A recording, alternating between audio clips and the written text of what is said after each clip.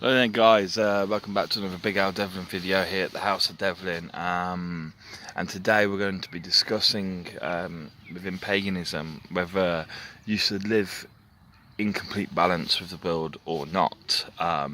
In discussing this is something we've discussed before, but we'll be discussing in further detail and discussing from a slightly different point of view perhaps, because my mind has become more settled in such an area, and I wish to share with you the sort of wisdom that I've gained, so to speak, by pondering on such a subject.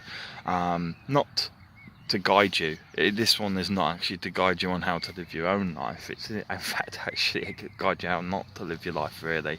Well, it's to guide you how to live your life, but by not living in the same way that I believe is my way that I should live up my life. It gets complicated, and this video is going to be a complicated one. So if you're new to paganism, if you're new to the concepts of paganism, if you're new to all those different things, then I do implore you obviously to go check out my other videos, educate yourself about real paganism, just a little bit more detail about the runes and things like this, and of course the stories and the gods and stuff, and it should sort of give you a good foundation to work with.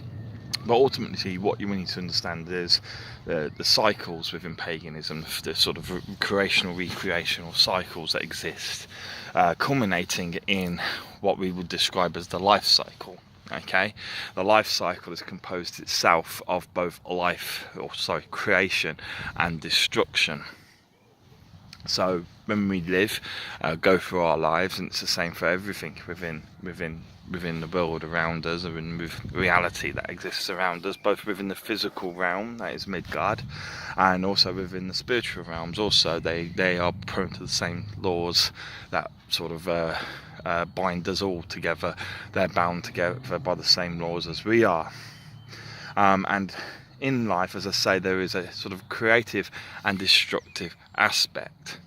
Now, pagans believe, and my mentor, my tutor, believes very much in this, actually, as far as I can tell anyway, and he guided me towards seeing that obviously that balance is actually what we should strive for. We should strive to have and preserve and create a balance between creation and destruction, because I was originally of the mindset that to be of the innargard, really, we should be creative and purely creative in our aspect.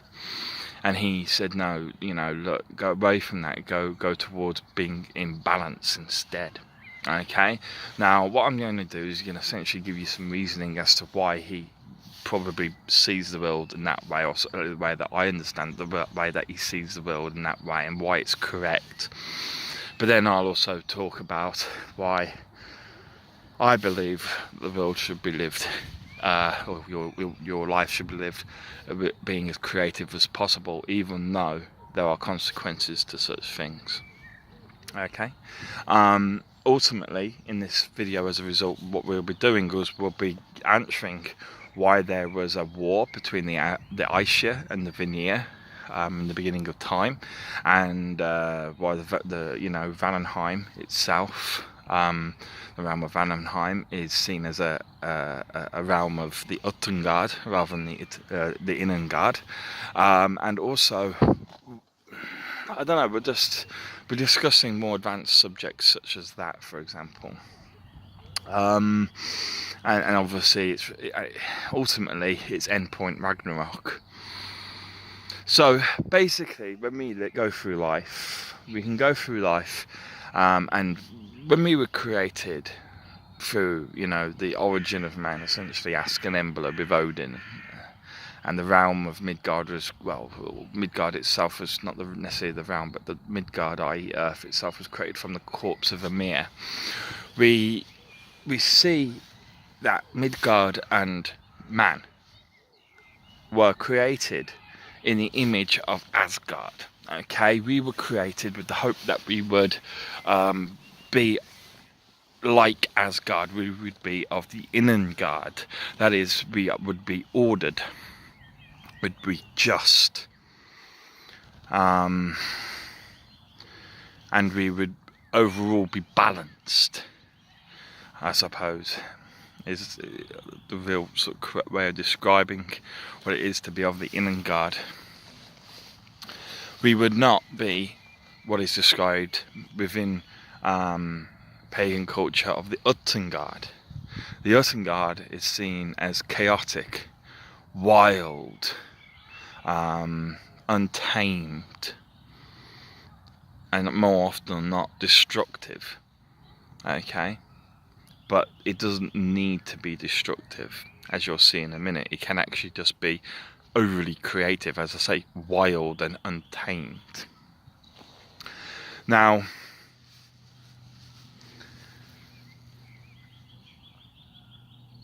to understand why it is important to have balance within your life between the forces of creation and the forces of destruction, you need to understand, obviously, the potential of entropy. You need to understand that for every time something is created, that thing at one point in time will itself come to destruction. It will end. It will crumble into dust, so to speak. This is the nature of entropy. It's unavoidable. It's a law of physics. It's in the law of physics, and it's in the law of paganism, so to speak. We understand the law of entropy very well. And as things decay, rot, turn to dust, so on and so forth, or just simply dissolve if they are of non-physical sort of descriptions, an event, so to speak, a moment in time, it is important that as a pagan we let that go and let the entropy release the energy that was within that creative action or creative construct. We let it release over time. We let it become entropic, and we let that energy be re-released into the world and the reality around us. Okay, as that happens, obviously then the energy becomes available for a new recreational cycle. So we're looking at sort of the first two ayats of the runes, I suppose, where we look at creation, going into destruction, going into a new recreation with the culmination of yada. Okay, and the sort of chaotic dispersion of energy that we get through the destruction of something that has been orderly created is represented obviously through hawalas. Okay, now it is important to have this within your life. Okay, it is important that you let go of things that simply cannot be kept, because nothing, as I've said, lasts forever. Whether it be a moment in life, whether it be a physical object, whether it be a person, whether it be whatever, nothing lasts forever. Okay, and it's important, as I say, as a result, then that pagans understand this and go, okay, we're going to have a balance between creation and destruction. I will go through my life, I will create, but I will also let go and allow things to naturally decay, but I will also destroy, so that there is an equal amount of creation and destruction. And the true metaphor behind this, the simplest metaphor, even not the truest, the simplest metaphor behind this is actually when you consider preserving one's life, preserving one's energy and physical substance, our own lives, something that we can't just simply let go of as such, through the eating of meat. Okay, if you're a meat eater, or even if you're a vegetarian or vegan, you've got to eat something, right? It doesn't matter whether it's an animal or a plant. Plants are living too, guys. So, all the vegans and stuff, and as I say, the vegetarians out there, you're still killing something that is living to preserve your life. It might not be able to, grunt, and it might not be able to make noises, and may not look as cute or whatever as plants do, but plants are living too. Okay, and as I say, in destroying anything to sustain your own life and destroying something to turn it into food, okay, whether you're killing an animal or killing a plant-like material, what you are doing is you are destroying the creation of the life of that object. But you are doing it with reason. You are not simply destroying through simple cruelty. You're not destroying through simple, desire just simply to destroy. Far from it. You are destroying to maintain and preserve your own life. You need to eat, and so you destroy to produce the food that you need to eat. Now, if we look at animals, obviously, we also then have the furs. We also then have the leathers.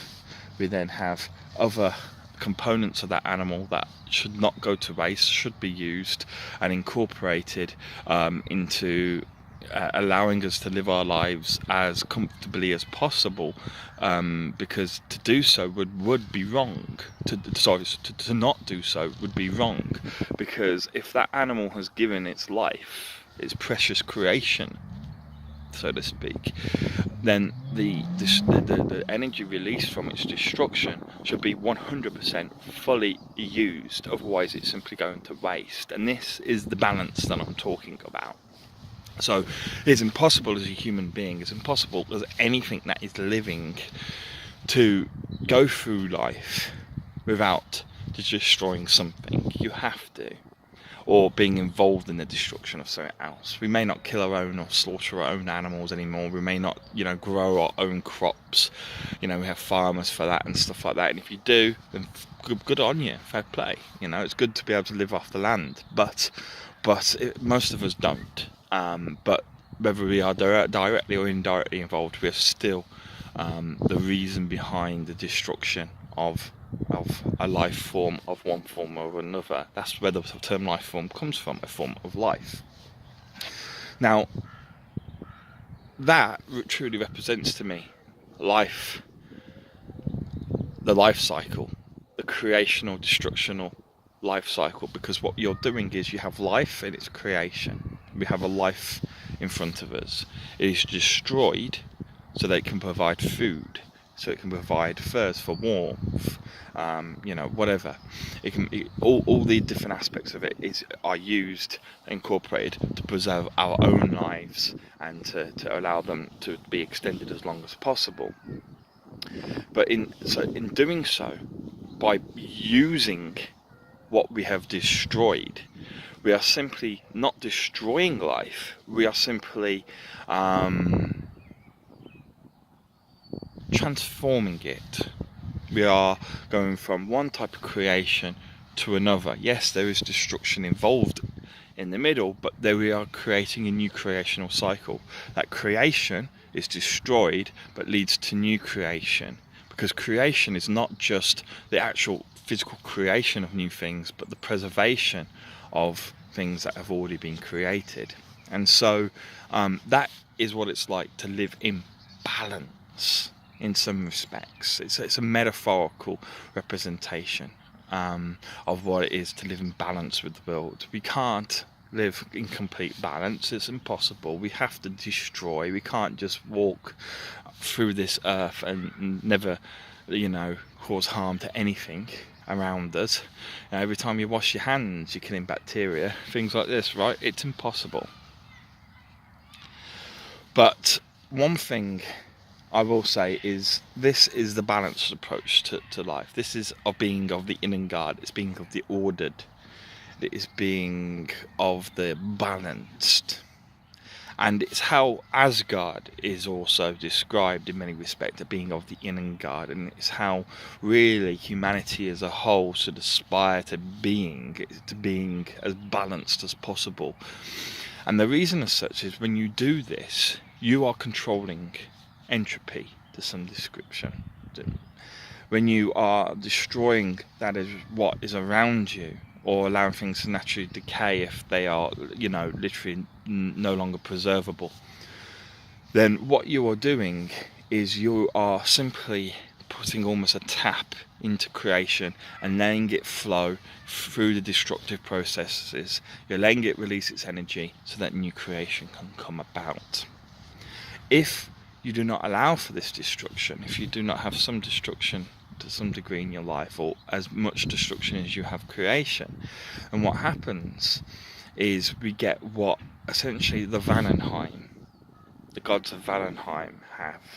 Okay, and in the realm of Vananheim, Vananheim is described as a very creative world. It's overwhelmingly sort of saturated with life, with verdant forests and grasslands, with animals and, you know, life everywhere.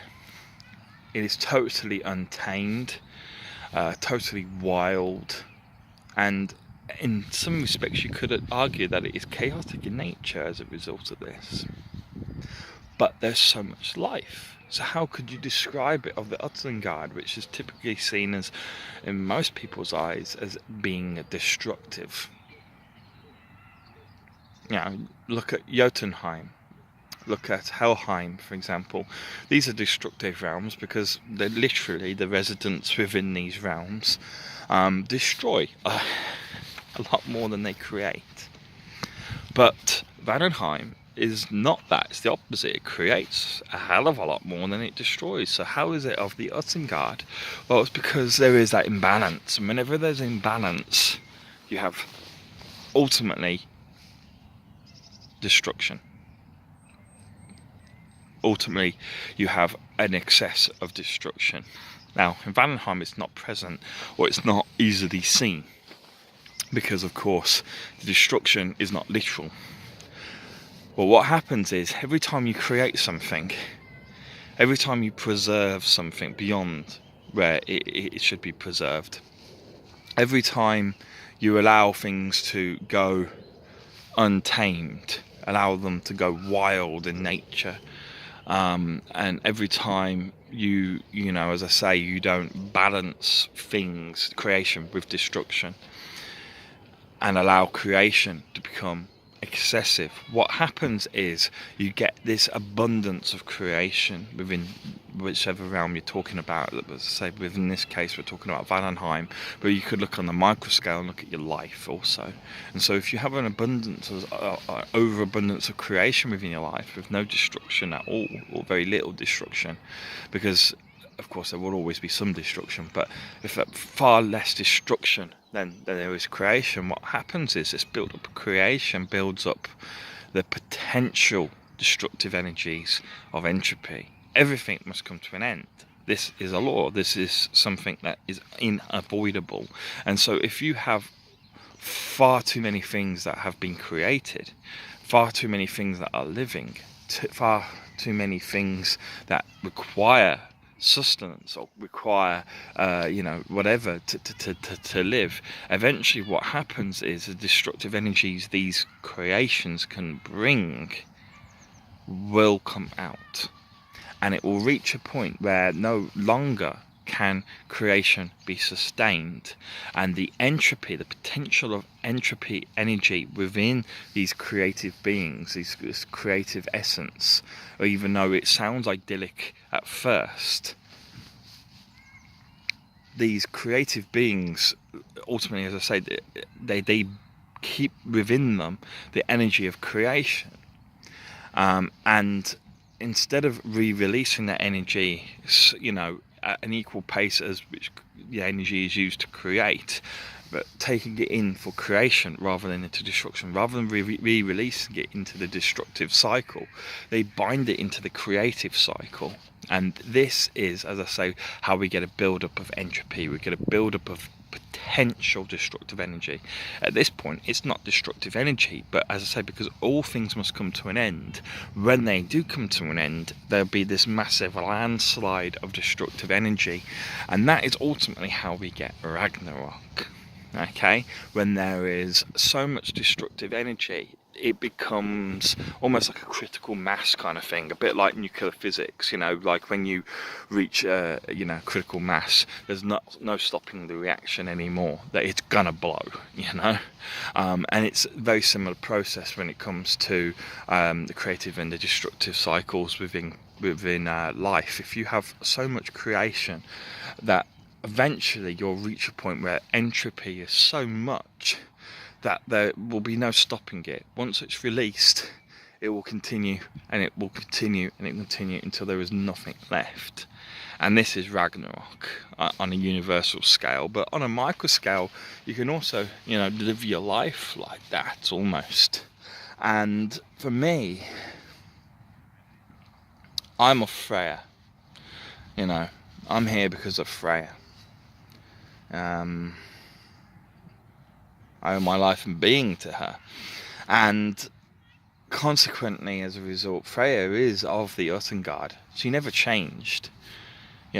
This is why the Aesir and the Vananheim, or the Vanir, went to war, because Odin in his wisdom could see that the Vanir, although they meant good by having so much, by not taming, so to speak, the creations around them, even though they were doing no harm, it would appear, ultimately in the long run they were essentially bringing about or speeding up the day of reckoning, so to speak. Ragnarok would come at a far sooner date if everyone lived as the Vananheim did.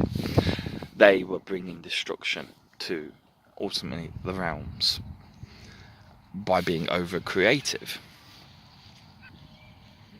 And as said, this is why Odin and the other Aesir went to war with the Vananheim, why they are described as that of the uttengard rather than the innargard. But when they went to war, obviously, they ultimately ended up in a ceasefire between the two groups, because they were of equal power. And ultimately, it was Freya who brought the end of the war and negotiated a peace treaty between the Aesir and the Vanir. But that did not mean that the Vanir stopped living the way they do. Just in the same way, it didn't mean that the Asgardians stopped living in the way they do. They still are of the innargard, and Vananheim is still very much classified of the uttengard. Now Freya lives within Asgard, and so perhaps she may have to temper her ways of living to some degree, but what happens behind closed doors and all that, I'm sure she still is of the uttengard, because she believes that, or all the Vananheim believe that that basically, what's the point in living if you don't create? If you do not allow life to flourish? Yes, Ragnarok and destruction will come sooner rather than later, but who cares? It's coming anyway. And whether it comes in 50,000 years' time or in 100,000 years' time, does it really matter? Does it really matter? Time is inconsequential, ultimately. Now, to Odin, of course, it was consequential, because he tries to delay and does everything he can to not only delay but potentially stop. He knows he can't stop Ragnarok. It's written in not only just fate but destiny also. And destiny is unavoidable. Again, it's one of those sort of laws of physics that you simply cannot avoid. If you jump up, you're going to come down. It's one of those kind of things. There's nothing you can do about it, okay? And so, but of course, Odin did know that you could slow down and push back Ragnarok. That destiny, the time at which the destiny is fulfilled, is malleable to some degree or another, and so by giving his people time, he gives them time to prepare, and he gives time for those of within his realms, as any good king should do. He gives them as much time as possible, but the reason he does it, in my personal opinion, is to allow as many of his people to achieve what I call what is called within the Aldarfuror script of Furor, okay? Because once individuals reach the state of a Furor and then ultimately progress onto Dagas during Ragnarok, that is, then what happens is they will progress into the next reality, the next realm, which after all creation is destroyed, that those who have achieved Aphura, and as I say, then Dagas, once it's fulfilled during Ragnarok, will ultimately pass on to the next reality. And this is important, obviously. Basically, the king is trying to preserve as many of his people as possible, and to do that, he's trying to give them time. But ultimately, you cannot achieve Aphura and then ultimately Dagas without living your life. You need life experiences. You need to embrace life fully. You need to have creation in your life, overwhelmingly, all over the place. And yes, I mean, yes, you need destruction as well, but you do need to, in my personal opinion, life is for living, life is for creating, life is for creating more life, and life is for preserving as much life as possible. And tamed or untamed, as long as there's more life and more creation than there is destruction, that personally is my way of thinking and my way of life that I believe is best. I always describe it as the path of excess leads to the palace of wisdom. And that does not mean that essentially you go out there and do everything and anything you can. Of course it doesn't mean that. What it means is you choose your way of life, which could be a very disciplined way of life, but you live it to the max. You live that discipline, for example, that's what I choose, a disciplined life. You live a disciplined life, but you live it to the maximum, okay? You live it and feel it, breathe it, and you take every opportunity within it to preserve as much as you can of it, and you do not allow it to go into all. You don't experience Isa as such, but you try to prevent Howlaz as much as possible. Okay, and this is ultimately of the uttengard. This is the same way that the gods of the Vanerian gods. Sounds so wrong, doesn't it? It doesn't translate well into English, but the gods of Vananheim, so we say. This is how they see it. And, I have been chosen by Freya, and, as a result, I will live my life as Freya lives hers, or would certainly like to live hers.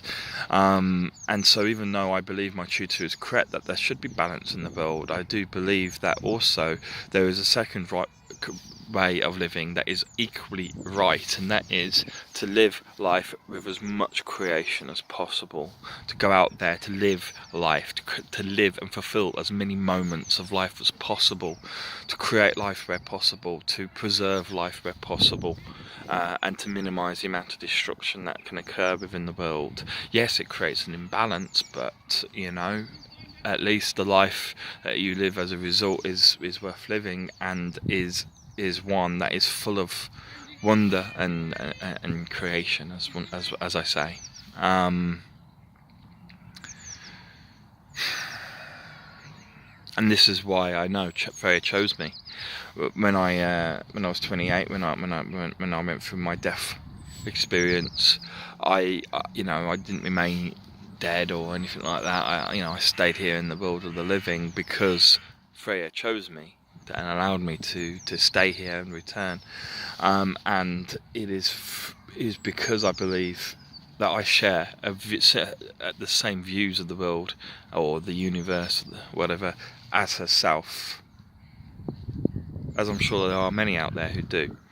But on the whole, as a pagan, I would implore you to follow the teachings of Odin. Live a balanced life. Have balance of creation and destruction within your life, and that this is the better way to live, perhaps. But for me, I will live as a follower of the Vanir. Don't get me wrong. When Ragnarok comes, I will die. I'll be in Asgard at the time. I will fight and die to protect the Asgardians as much as the Vananheim. I've got no issue, what I'm trying to say. I will give my life freely, but my life belongs to Freya first and foremost. But I will most likely die alongside the rest of the Asgardians, and I have no quirks, no issues with that. But I believe that time is inconsequential, basically, that Ragnarok is unavoidable, so we should live life to the max and to the most that we possibly can in that time period. That's my arguments for living like those of Vananheim, like those of the Uttengard. It's wrong, but it's also right. Thank you.